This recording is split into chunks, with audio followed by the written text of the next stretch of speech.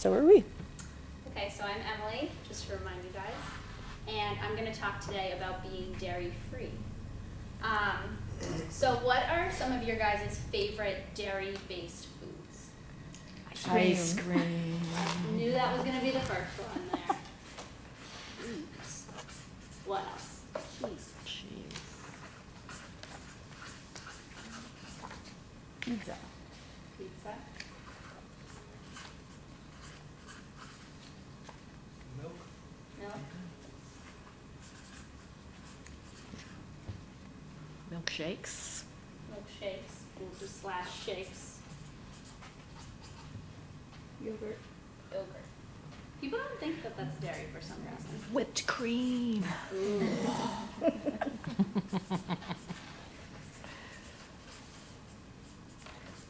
Now I made everyone hungry, right? So I'm going to label this.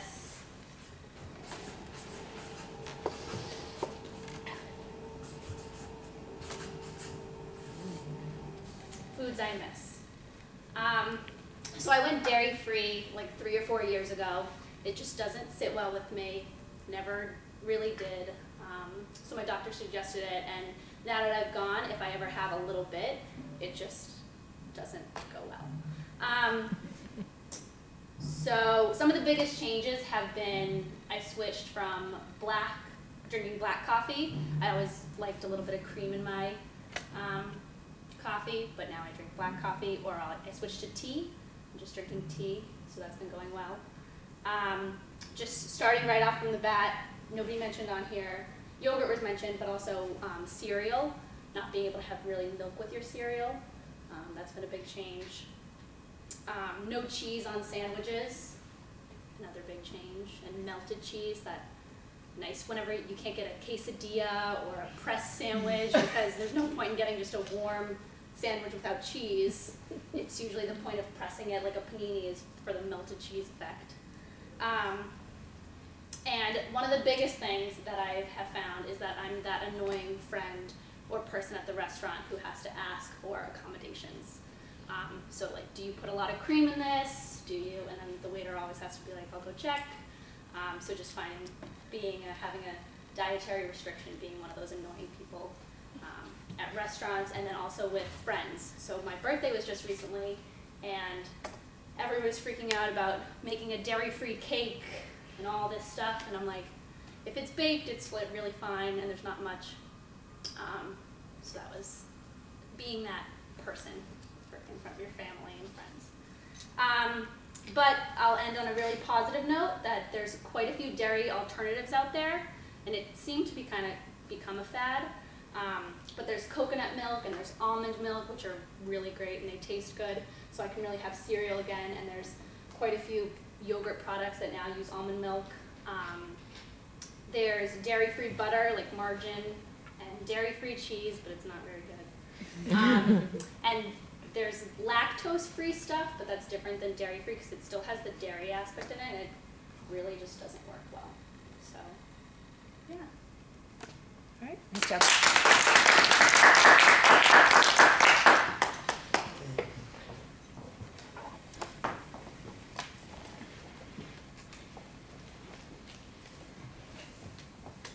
Where are you sitting? I don't remember. All right, so you'll start. Oh. Okay. So I love your start of your presentation. Like, I was definitely engaged with like you going to the board and asking questions and writing. I think you had good tone. You also had humor and good eye contact. I thought you were very knowledgeable in what you were talking about, and you gave a lot of examples. So it was definitely interesting to listen to. I think the fact that it was something personal was nice to hear something about you, and the tools that you use, the board, to kind of make it fun, interactive, something that you were talking about before. I like that you weren't tied. I thought you know somebody. I like it, you weren't tied to your notes. So you referenced them just to keep track of where you was going, and then you looked up, you looked around, and you made sure you looked around at everyone. Like that. opening and closing. The opening was really interactive, and I like the fact that you kind of stated like in closing so that we knew it was wrapping up. Excuse me. I liked how you had us list some things, but you didn't put the label on until after we listed it, so that kind of caught my eye. I was like, oh, what happened there? I like how you were engaging and like pre-excited, although the subject is, you know, pre-restrictive and more on the negative side. And being a person who's supposed to be dairy-free, I could feel your pain and your restrictions. Yeah. I liked your facial expressions, like when you said, you know, lactate cheese, and you rolled your eyes. Doesn't really taste that good. It's like we all can relate to that. I found you very like informative and like very engaging. You make good eye contact and stuff. Yeah, and the word I'd add is genuine. You just seemed like a real person up there that was telling a real story. And to your point, it's kind of a negative story, but you had a funny twist on it. What strikes me about you as a presenter is you physically look very young. And I have no idea how old you are, nor do we need to know how old you are, but you don't present yourself as a very young woman. Which is a huge advantage. So this is an industry that really is reliant on experience. And people will discount you very quickly in this industry if they don't think that you've had enough experience. And I love the fact that you make us wonder, like, shit, I wonder how old she is. Because you carry yourself as someone with a lot of confidence and a lot of experience. So you're in a great spot, like a great strike zone. So women who are honestly in their late 40s in the workplace don't like girls that are in their 20s.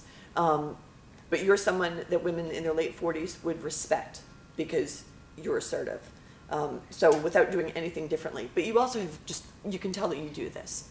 You're confident, you engage the group, you know what you're doing, and you speak really well, and you're very eloquent up front.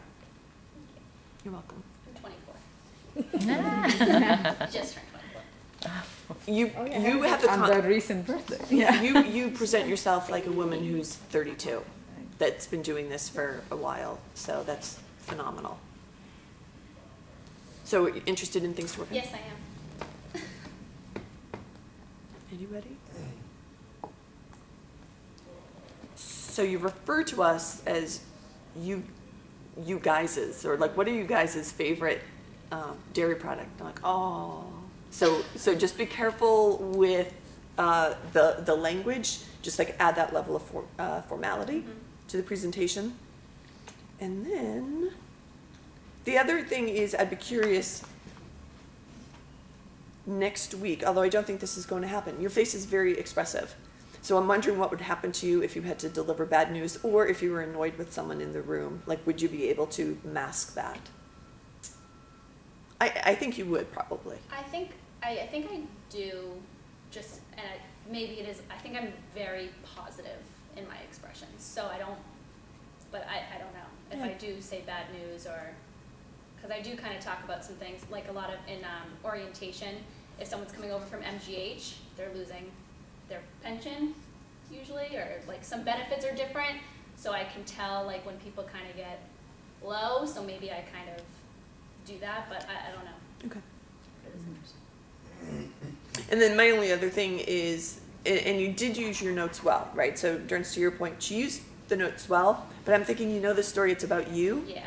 Like, why do you need notes to tell us that was the one disconnect for me? Yeah. I wonder, did anybody notice, and I know I do this a lot, when doing transition, when I closed and I noticed that I did it, I go, so, yeah. Like, in between sentences, I do that a lot. You guys didn't notice it, which was interesting, but I noticed it right at the end, and then I do it. I do it during transitions, I feel like, too. Like, I kind of trail on my sentence. I didn't notice it. Okay. Yeah.